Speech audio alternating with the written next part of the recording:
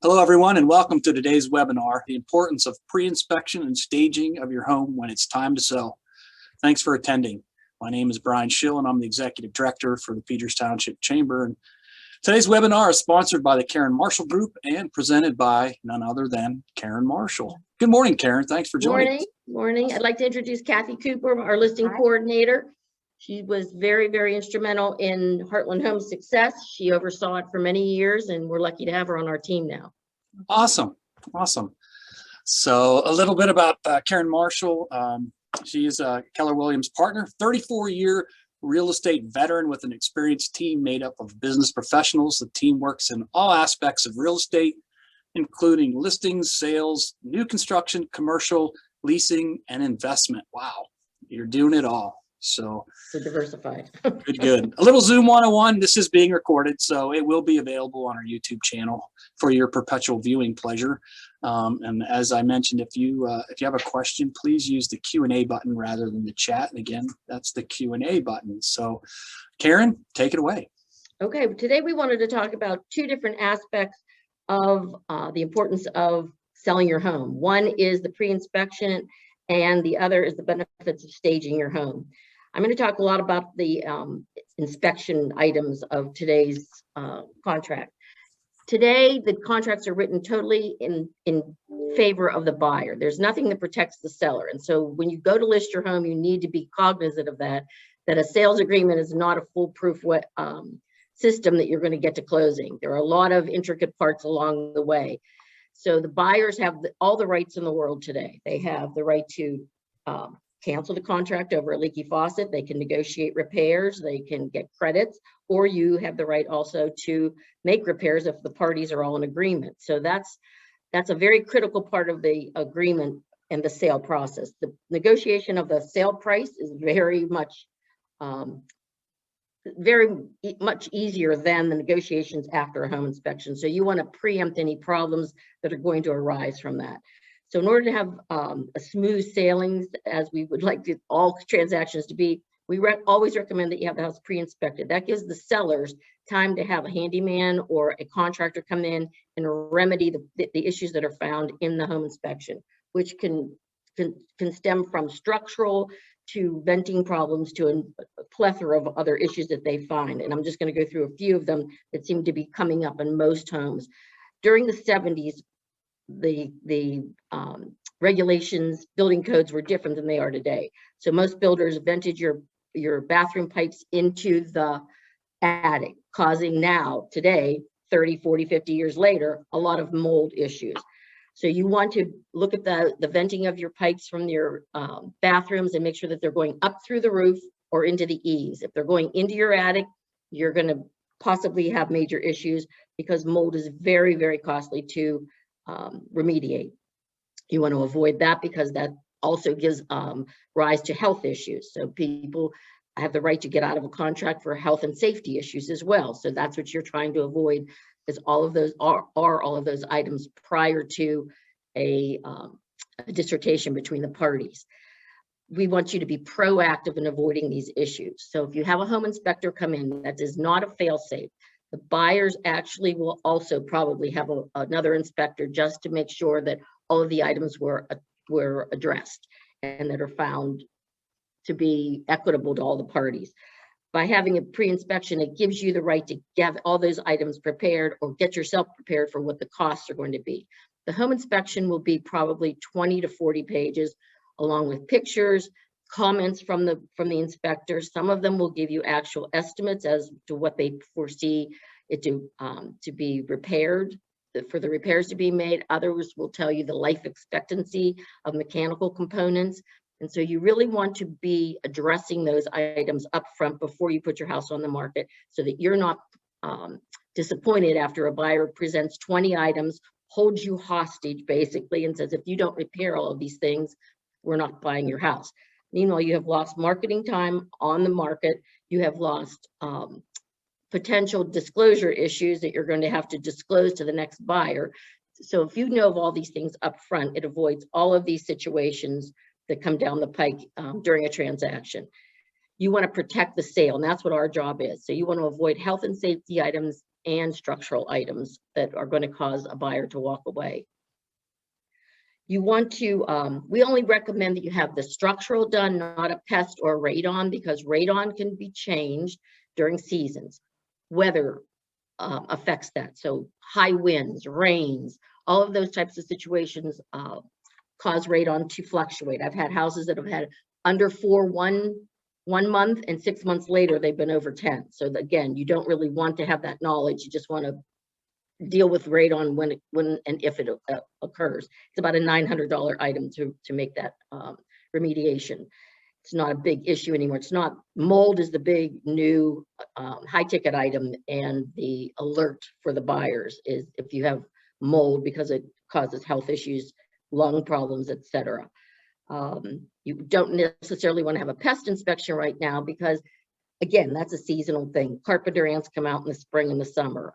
If you have one dead carpenter ant in the back of your garage, a lender will insist on that being treated, which is minor. It's a few $100s. But if you have termites, you will only have that addressed way before we come into the picture. So you want to look for those signs. You want to look for the dust particles in your basements, etc. The age, as you walk through your house, everyone thinks there's nothing wrong with their house. And believe me, there's things even wrong with builders' homes. So you have to be proactive in that respect. You want to have your mechanical components looked at regularly. Are they serviced? Have they been, do you have receipts for it saying that they're in good condition? And do you have that serviced regularly? Are the vents from the bathrooms we talked about going up through the attic or into the attic or up through your roof? Do you have GFIs in all of your water areas within 3 feet of your sink? So you have your bathrooms, your kitchen, your laundry tubs, all of those need GFIs. So it's a very minor repair to be made. And again, we talked about the codes not being the same as they were in the 70s. So grading and water penetration seem to be a huge item in Pittsburgh. We, in past, there might not have been enough pea gravel and perforated pipes put in for an exterior French drain. Now everyone's having interior French drains put in. A lot of pushing of foundations has occurred because of all the water and the types of dirt and soil that we have. Years ago, there was an inspector that every single house that he inspected had to be power tamped and grading. That was his big item, and it came up on every one, and that's a costly repair to be made. So you want to look at those items up front, walk around your house and see, is the grading away from the foundation? Is there any downspouts that are not connected? Is there a terracotta pipe that has been crushed over the years or infiltrated with tree roots that has caused it to clog and fail? So the other huge items now that we're recommending to have done immediately upon listing your property is a dye test and a camera test. Not all townships require the camera test, but now a lot of them are starting to, and it's the seller's responsibility. You can have a dye test pass and a camera test fail. Dye tests are for the stormwater to make sure that it's not going into sanitary sewers. Your camera test is for sanitary. And those have been put in many, many years ago. They're terracotta pipes. They have failed over the years. Some can be remedied with a sleeve they can put through it, and other ones have to be totally dug up. In Mount Lebanon, I had a situation a couple years ago where one passed the dye test. The buyer was astute enough to have a camera test done. $14,000 later, the seller had to rip up his front yard, take out a wall, a retaining wall, tie it in across the street of a private street. It was a very costly endeavor. So again, if you are proactive and have those things done ahead of time, you're not caught 1 week before closing and you think you're getting a certain number of funds and all of a sudden you have to spend thousands of dollars to remediate this situation. It's very disheartening for the seller and for the agents involved to give that news when those types of tests are done at the last minute and you needed that information prior to. There's been, for dye tests, they can fail even in new homes. They've been buried in the mulch, and that's been $3,000 or $4,000 to take that up, take out all the landscaping and find the vent. Is the vent elevated to the right number of inches above grade? Is there the right Pittsburgh cap put on? Is it put on correctly? Dye tests seem to fail on minor items more so than not. But older homes in Peters Township especially, I've had that they've totally failed. They were tied into sanitary, in the 50s and 60s, and no one ever looked at them because this was virgin ground out here in the 50s and 60s, and builders did whatever they want. The codes were not monitored as they should have been when the builders were doing their work. Is there a tripping hazard? There's another issue for the building inspector. Is there a tripping hazard on your walkways? Have A1 Concrete come in and pump up the concrete slab and make it a level walking area, because again, that's a safety hazard. Is there too much insulation in the attic? It's around your vents, so that's called out on a home inspection. The home inspection will be 20 to 40 pages, and it's very, very detailed.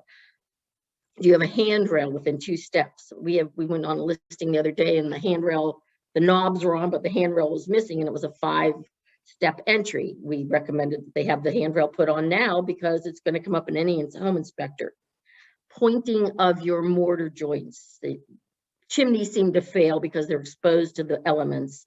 So you really want to have that chimney looked at and have that repointing done first before it comes up in a home inspection.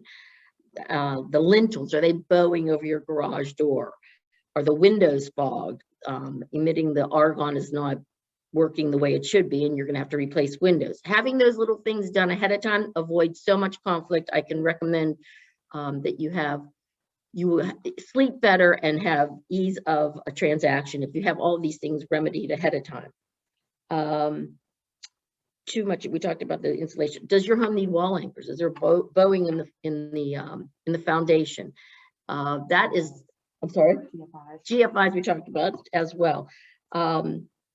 You really want to address those things and utilize your resources and a handyman or qualified, most of them have to be qualified repair people with receipts. You have to have receipts for all the work that was done. But another resource that you can utilize is having a home warranty put on the house when you list the property, which ensures the major mechanical components of the house, the disposal, the dishwasher, the furnace, the air conditioning, etc., the oven if it would go out, or the microwave, or polybutylene lines. There are a number of items they add to these warranties every year that really help the sellers. And our policies are that the seller is covered for free during the time the house is listed, and it's given to the buyer for 1 year after the closing, which ensures if the hot water tank goes out the day after the closing, that the buyers are not calling you saying, oh, they knew that it was faulty and that was going to fail.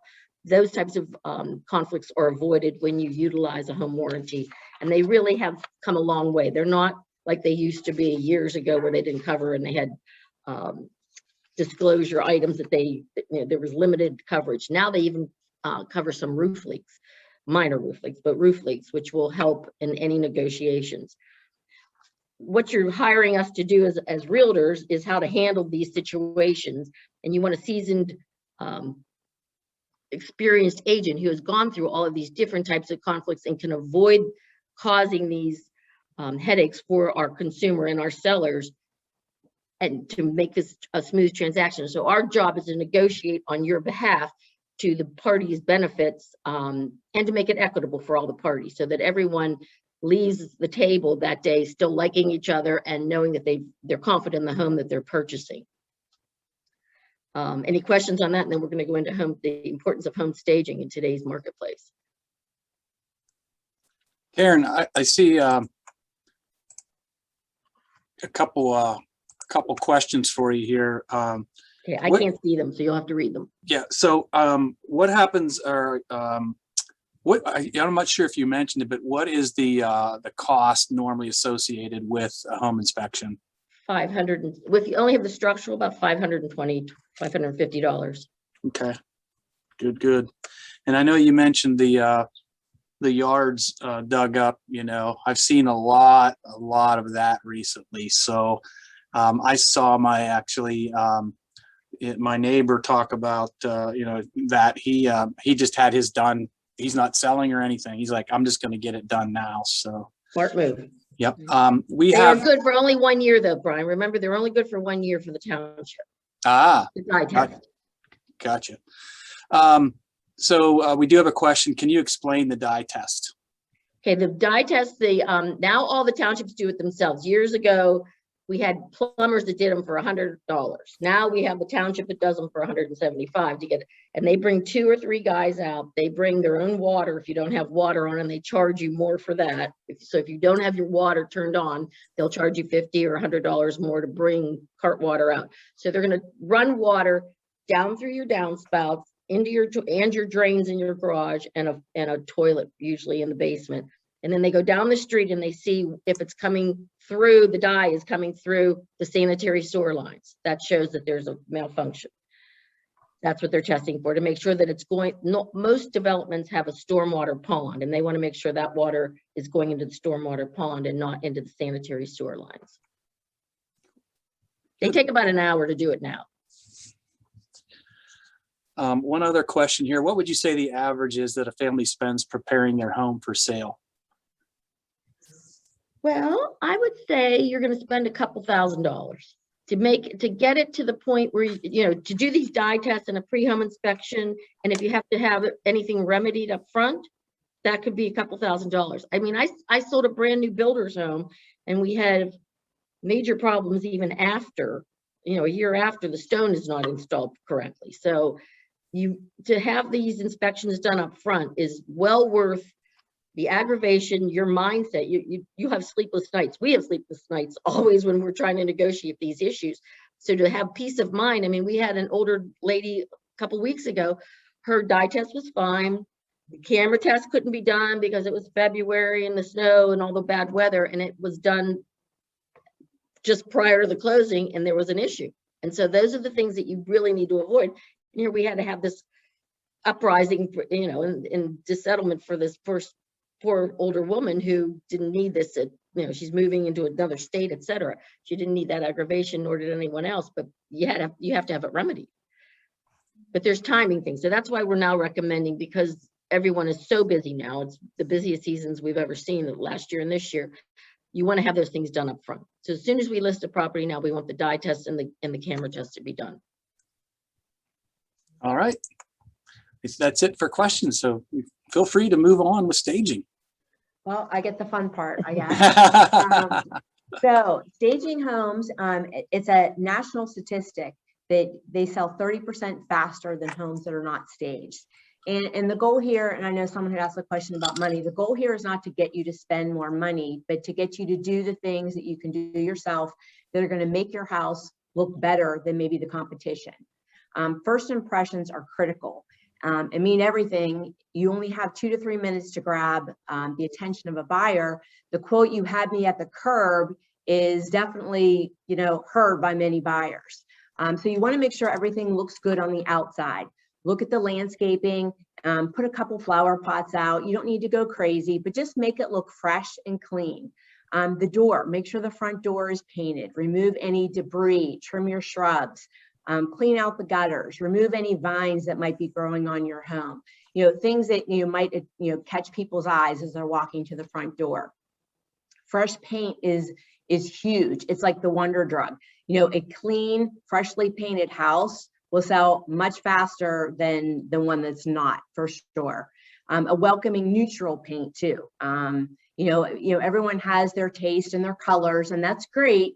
But what's going to appeal to somebody coming in the front door is something that's fresh and neutral. The gray tones, the beige tones, those sort of things. Railings and door accents make a room pop. Remove personalized wallpaper. I know everyone looks at if you still have wallpaper in your house, we'll look at it and kind of just groan. It is not easy to remove. Think about a buyer walking through your home and thinking about having to remove it. So if you can do it yourself ahead of time, that's one thing to definitely do. Declutter. Again, that is huge. If you have to, get a pod, put it out back somewhere and just put all your stuff in there. Get a storage, place somewhere. Just get rid of all the stuff that you're not using on a regular basis. Remove items from each room to make it look larger. Sometimes if you have, a lot of people living in your house and a lot of furniture, I mean, sometimes you need to sift through some of that and make the room look larger than what it is. Cleaning carpets is huge. You know, not necessarily replacing, but just cleaning what you might have. Fresh items are key to a potential buyer. They don't want to come in and have to redo the whole house, or at least they don't want to look at it and think they have to redo the whole house. They want to move right in without having to do anything. Unpleasant smells are another thing, and that could be cooking, it could be pets. It's everybody's daily life. Cigarettes, Cigarettes will deter a sale. that is a huge thing, especially the cigarettes. And it gets into your fabrics, it gets into the rugs, it gets into the curtains. It's really hard to get rid of. Do whatever you can. Change the furnace filters, take the curtains down, put a fresh coat of paint on things, clean the carpets. You need to get rid of the odors. And on the back end of that, don't use too much deodorizer, because that smell, that can be just as bad walking into, a Febreze house. You want the odor to be fresh and clean, not overwhelming. Be cognizant of buyers that might have allergies. That's a big thing too. So again, burning certain candles or having certain scents that are overwhelming can really bother someone's allergies. See, focus on the kitchen and bathrooms. Mini facelifts go a long way. I don't think anyone wants you to spend the money to have to like redo your whole kitchen. And I know people that redo their bathrooms or kitchens and everything and think that's what's going to sell their house. Yeah, it helps, but sometimes it's the little things, replacing faucets, replacing handles on the cabinets. If your cabinets look that bad, maybe look at painting them versus having to replace the whole kitchen. Those little things can really mean a lot. Recaulk your tubs and toilets. If you go into a bathroom and you see all the little cracks and everything in there, those are things people are like, oh, but all it really takes is a little bit of caulking to make it look really nice and fresh. Update your lighting. Updates go a long way with that, and it enhances the room and complements it. Removing personal pictures. Karen and I talk about this all the time. That's great, and the pictures are wonderful. The problem is people come in and they start looking at them instead of looking at your house, and they want to know, do I know them? Do I know that person? Do they go to school with my kids and what have you? You don't want them doing that. You want them looking at your house. So for a safety issue and for an attention issue, take the personal pictures down. Scents that do help the home, like minimal scents: pine, tea, basil, lemon, vanilla, orange, anything that smells clean and fresh. Things you want to avoid, even though it's written in a lot of places, are baked goods. Yeah, baking chocolate chip cookies, the potpourri, that real flowery kind of scent. Like, don't use that. It could be more of a deterrent than anything. And staging does not need to cost a lot of money.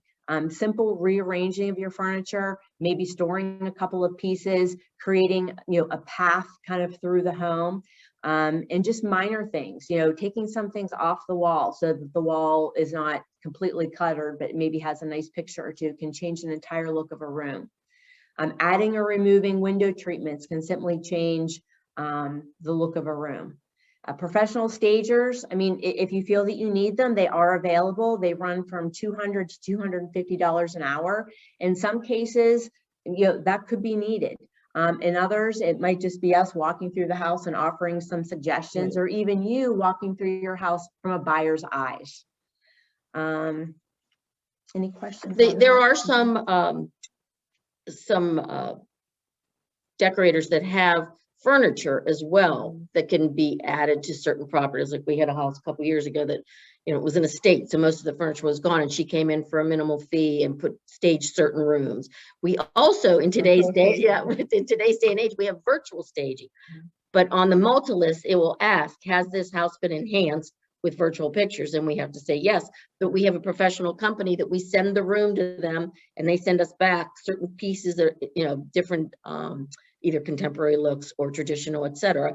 And we can actually virtually stage, make it look great online. So all of those elements are afforded to us on your behalf as buyers and sellers. Any questions? Anyone have any questions for them? I know I do. I just have a couple things. The virtual staging, I'd never heard of that. It's And very cool. so that's really interesting. And I'm glad you mentioned all this stuff, because when I saw the title, I'm thinking staging. I'm thinking, oh no, it's when a house is empty and you're going to bring in all this furniture and things like that. And you sort of just don't think about the more obvious, the more obvious pieces to it. And, so that's the big key there. So, so I guess I better get to work, right? I've been in my house for 30 One room at a years. time. You just start with one room at a time, we recommend. No, Because people go, oh my gosh, I've lived here for 50 years. What am I going to do? Well, we have one lady, she still hasn't done cleaning out, and that's about a year and a half later. She's still not ready.